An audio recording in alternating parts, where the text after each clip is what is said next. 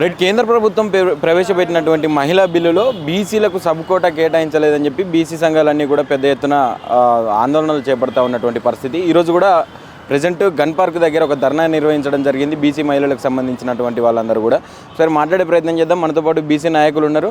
నమస్తేనా? నమస్తే. ఏందన్నా, ఏం చెప్తావు బీసీ సబ్ కోటాకు సంబంధించి? అంటే బీసీ మహిళలకు సబ్ కోటా అనేది చేర్చలేదు, ఎట్లా బీసీ మహిళలకు సబ్ కోటా చేర్చని మహిళా బిల్లు అదొక దోపిడీ వర్గాలకు, అణిచివేయే వర్గాలకు ఆయుధంగా మారబోతుంది. ఎందుకంటే ఈ మహిళా బిల్లు ఈరోజు నరేంద్ర మోడీ గారు బీజేపీ పార్టీ కాదు, గతంలో అనేక ప్రభుత్వాలు తెద్దామని చూసినప్పుడు శరద్ యాదవ్ గారు పార్లమెంటుకు స్వయంగా విషం బాటలు పట్టుకొని పోయిండు. నా జాతి యొక్క బీసీ మహిళలకు లేని ఈ మహిళా బిల్లు పెడితే నేను విషం దాగి చేస్తా, ఎందుకంటే మా జాతులకు మెజారిటీ ప్రజలకు న్యాయం జరిగినప్పుడు, మెజారిటీ ప్రజలకు అన్యాయం జరిగేటప్పుడు ఈ బిల్లు వల్ల ఏం ఉపయోగం ఉందని శరద్ యాదవ్ గారు ఆ రోజు పార్లమెంట్లో ప్రస్తావించింది అందరికీ తెలుసు. మరి అయినప్పటికీ అంటే 60% ఉన్న బీసీ మహిళలను, 60% ఉన్న బీసీ ప్రజలను మోసం చేస్తూ ఇప్పటికి కూడా మహిళలకు అన్యాయంగా, అక్రమంగా మేము కోరింది ఏంది, బీసీ మహిళలకు సబ్ కోటా పెడితే వాళ్ళకి ప్రాబ్లం ఏంది? ఎస్సీ మహిళలకు సబ్ కోటా ఉంది, ఎస్టీ మహిళలకు సబ్ కోటా ఉంది, బీసీ మహిళలకు పెడితే ప్రాబ్లం ఏంది అని చెప్పి నేను నరేంద్ర మోడీని అడుగుతున్నా. అంటే దీని ఎన్నుకున్న మీ అంతరాయం ఏంది? బీసీ మహిళలు బాగుపడవద్దా? బీసీ మహిళలు ఎమ్మెల్యేగా ఎదగొద్దా? బీసీ మహిళలు ఎంపీలుగా రావద్దా? అంటే బీసీ మహిళలను కేవలం ఈ ఓట్లేసే యంత్రాలుగా చూస్తున్నారా? ఎందుకంటే ఇక్కడ ఉన్న కేంద్ర మహిళ అయినటువంటి కిషన్ రెడ్డి గారు, మా బండి సంజయ్ గారు, లక్ష్మణన్న గారు కూడా దీనికి సమాధానం చెప్పాలి. ఎందుకంటే బీసీ కోటాలు ఏంది? ఇప్పుడు మీరు బీసీ కోటాలనే మీరు కేంద్ర మంత్రి అయ్యారు, నేను ఒక బీసీ అని చెప్పుకుంటున్నారు. నరేంద్ర మోడీ గారు ఈరోజు భారతదేశంలోనే ఒక గ్రేటెస్ట్ అచీవ్మెంట్ ఏంటంటే ఇన్ని సంవత్సరాలు ప్రధానమంత్రి చేసిన చరిత్ర ఆయనకు ఉన్నది. కాబట్టి మహాత్మా జ్యోతిబాపులకు దండేసింది. మహాత్మా జ్యోతిబాపుల కళల ఆశయాలేంది? మహిళలకు సాధికారత రావాలి, మహిళలకు విద్య రావాలి, మహిళలకు అధికారం రావాలి. కానీ మహాత్మా జ్యోతిరావు పులేకు దండేసి మహాత్మా జ్యోతిరావు పులే యొక్క ఏదైతే ఆశయాలు ఉన్నాయో దాన్ని నీరు గారిస్తే ఏం లాభం అని చెప్పి నేను అడుగుతున్నా.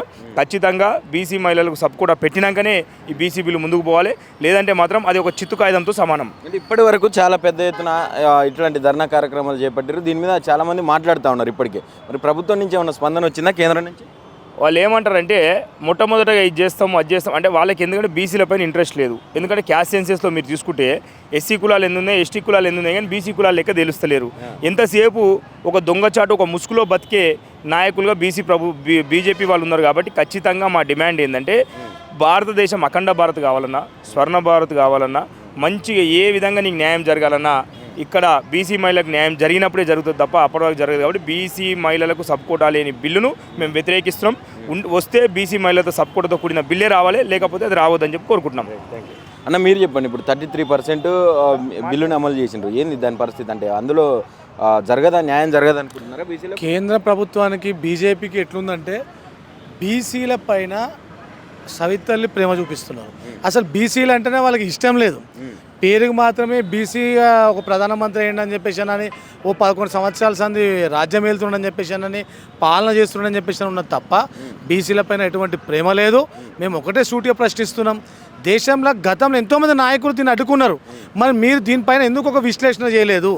బీసీ మహిళలకి సబ్ కోటా కల్పించాలి, లేకపోతే 60% ఉన్నటువంటి బీసీలకు అన్యాయం జరుగుతుందని చెప్పి ఎందుకు ఆలోచన చేయలేదు? బేటీ పడావో బేటీ బచావో అని చెప్పి అన్నటువంటి పదానికి నిజంగా కూడా మోడీ గారు మీరు ఒకసారి ఎందుకు ఆలోచన చేయరు? బేటీకు ఓన్లీ పడానాయి అంటే ఎంపీ కావద్దు, ఎమ్మెల్యే కావద్దు, ఓ కుమ్మరోళ్ళు కానీ, కమ్మరోళ్ళు కానీ, గౌన్లోళ్ళు కానీ, కుర్మోలు కానీ, ఇంకే మహిళలు కూడా ఎమ్మెల్యేలు కావద్దు, ఎంపీలు కావద్దా? మీరు ఈ విధమైనటువంటి ఆలోచన అనేది నిజంగా వెనక్కి తీసుకోవాలి. మీరు కేవలం ఏమున్నా కూడా పార్టీ పరంగా మాత్రమే అగ్రకులాలకు న్యాయం చేసే విధంగా మాత్రమే మీ పాలన సాగిస్తున్నారు. 60% ఉన్నటువంటి బీసీలను మాత్రము రోడ్డున పడేస్తున్నారు. మీరు ఎంతో పెద్ద పెద్ద సమస్యల్ని మోడీ గారి ఆధ్వర్యంలో ఈ దేశంలో ఉన్నటువంటి కొన్ని సమస్యాత్మకమైన విషయాలపైన కూడా ఒక నిర్ణయం తీసుకున్నారు.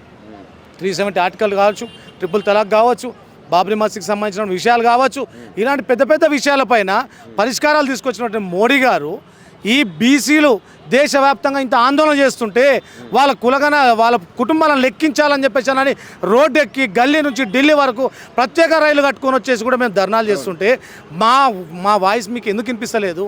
మా ఆవేదన మీకు ఎందుకు అర్థమవుతలేదు? అది పక్కగా పోగా మా మహిళలు, బీసీ మహిళల ఆవేదన కానీ ఆంతర్యం కానీ వాళ్ళకి ఎందుకు అర్థమవుతలేదు మీకు అని అంటున్నాం. అంటే మీరు ఒక్కలే మాట్లాడుతున్నా, మరి ఇప్పుడు బీజేపీలో ఉన్నటువంటి బీసీ నాయకులు కూడా మాట్లాడుతూ ఉన్నారు. బీజేపీలో ఉన్నటువంటి బీసీ నాయకులు నిజంగా కూడా సిగ్గుపడాలి. మీరు బీసీ ప్రధానే కదా, బీసీ ప్రధానే కదా అంటే ఏం అరవబెట్టింది మనకి? ప్రధానమంత్రి బీసీ అయ్యి ఏం మొరగబెట్టిండు? నిజంగా కూడా మొన్న మహాత్మా జ్యోతిరావు పూలే విషయంలో దండేసి దండం పెట్టిండు, అంతేనా? ఇక మరి దండేసి దండం పెట్టడమేనా? వాళ్ళని ఆదర్శంగా తీసుకుందామా? ఆయన ఆశయాలను ముందు తీసుకుపోదామా? ఆయన ఆశయాలు ఏందో ప్రధానమంత్రి మోడీ గారికి చెప్పండి అయ్యా. ఇక్కడ ఉన్నటువంటి రాష్ట్రంలో ఉన్నటువంటి బీజేపీ నాయకులు కూడా సూటి ఒకటే ప్రశ్నిస్తున్నా, మీరు కేవలం జై శ్రీరామ్ అని చెప్పేసి అన్న వాళ్ళకి మాత్రమే న్యాయం చేస్తారా? మేము అంటాం, మేము 60% ఉన్నటువంటి హిందూ బీసీలకు న్యాయం చేయకపోతే ఇంకోని చేస్తారు. 60% ఉన్నటువంటి బీసీలం మేము హిందువులం కాదా అని చెప్పేసి మిమ్మల్ని ప్రశ్నిస్తున్నాం. ఇక్కడ ఉన్నటువంటి బీజేపీ నాయకులు కూడా ఆలోచన చేయాలి. ఇక్కడ ఉన్నటువంటి డిమాండ్ న్యాయమైన డిమాండే, బీసీలు కోరుకున్న డిమాండ్ నిజంగా కూడా మోడీ గారి ఆధ్వర్యంలో నెరవేరితే, బీసీలకు రిజర్వేషన్ కల్పిస్తే ఆయన అభినవ్ పూలేగా మారుతాడు. లేకపోతే మాత్రం బీసీలకు అన్యాయం చేసినోడు అవుతారని చెప్పి తెలియజేస్తున్నారు. అన్న ఏం చెప్తారు దీనికి సంబంధించి? మహిళా బిల్లుని ప్రవేశపెడతా ఉన్నారు, బీసీ సబ్ కోటా అని మీరు అంటున్నారు. ఏం చెప్పాలనుకుంటున్నారు? ప్రధానమంత్రి బీసీగా ఉన్నాడు మరి మన దేశానికి.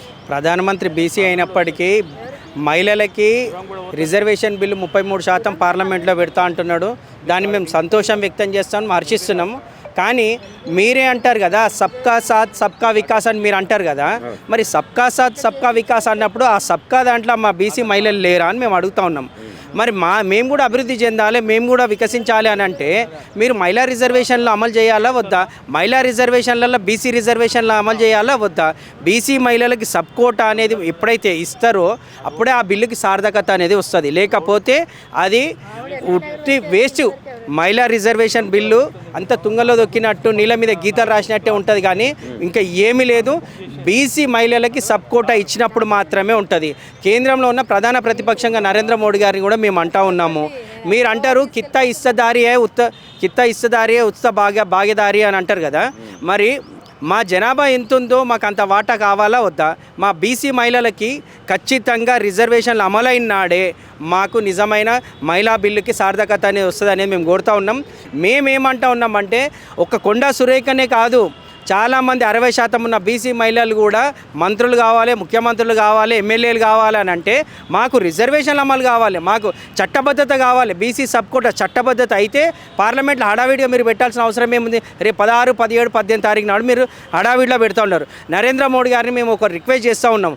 మహాత్మా జ్యోతిరావు పూలే ఎట్లయితే బీసీ సాధికారకత కోసము, బీసీ అభ్యున్నతి కోసము, మహిళా అభ్యున్నతి కోసము, కుల నిర్మూలన కోసం ఇట్లాగైతే కొట్లాడిండో మహాత్మా జ్యోతిరావు పూలే ఎంతో గొప్ప మహనీయుడు.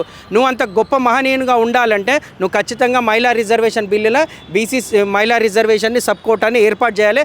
మా వాటా మాకు తేల్చాలి. మా వాటా మాకు తేల్చని పక్షంలో మీరు కూడా ఈ చరిత్రహీనులుగానే మిరిగిపోతారు. మిమ్మల్ని చరిత్ర గుర్తుంచుకోవాలంటే మీరు ఖచ్చితంగా రేపు వచ్చే మహిళా బిల్లులో బీసీ సబ్ కోటా ఏర్పాటు చేయాలి. ఎందుకంటే అగ్రపార్టీలు ఉన్నాయి కాబట్టి, అగ్రపార్టీ నాయకులే ఉన్నారు కాబట్టి మా బీసీల ఎదుగుదలను ఓర్చుకోలేకపోతున్నారు. మా అసెంబ్లీలో కూడా ఇలా ఒకరు ఉన్నారంటే మా పరిస్థితి ఏంది? అందుకోసం మేము చెప్తా ఉన్నాం, ఖచ్చితంగా కావాలి. రేపు ఇవ్వకపోతే మాత్రం 29 రాష్ట్రాల నుంచి ఢిల్లీలో మేము ధర్నాలు చేస్తాం, పార్లమెంట్ ముట్టడిస్తాం, పార్లమెంట్ స్తంభింపజేస్తాం, సమావేశాలను స్తంభింపజేసి అన్ని పార్టీలను ఏకం చేస్తాం. ఇంకో మాట కూడా చెప్పండి, శరద్ పవార్ గారు ఏమన్నారు? మహిళా బిల్లు తెస్తే నేను సూసైడ్ చేసుకుంటా అని చెప్పిండు. అంటే మహిళా బిల్లు వల్ల మహిళలకు నష్టం జరుగుతుందా, లాభం జరుగుతుందా అనేది ఒక కోణం అయితే, బీసీ మహిళలకు మాత్రం 100% నష్టమే జరుగుతున్నది. ఈ నష్టాన్ని పూరించాలంటే ఖచ్చితంగా బీసీ రిజర్వేషన్లు రావాల్సిందే. మహిళకి సబ్ కోటా రావాలి. సబ్ కోటా వచ్చినప్పుడు మాత్రమే మాకు వస్తుంది. లేకపోతే ఈ మహిళా రిజర్వేషన్ బిల్లుకి సార్థకతనే లేదు. మేము పెద్ద ఎత్తున ఉద్యమాలు చేస్తాం. మాకు ఉద్యమాలు ఏం కొత్త ఏం కాదు.